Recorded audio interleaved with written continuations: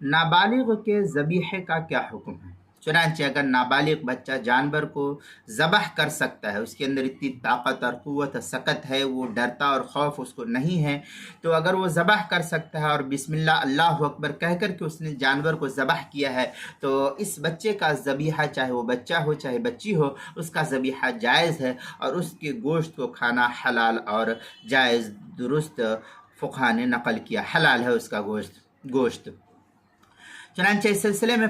در مختار ما شامیہ میں ہے، فتحل ذبیحتہما ولو الذابح مجنونا او امرا او صبیا یعقل التسمیہ۔ اس طریقے کی عبارت جو ہے در مختار ما شامی جلد نمبر 6 صفحہ نمبر 297 پر اس کو نقل کیا گیا ہے۔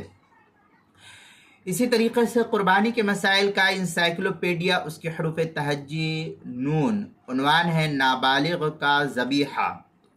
صفحہ نمبر 169 پر اس کو نقل کیا، 169 پر اس کو نقل کیا گیا ہے۔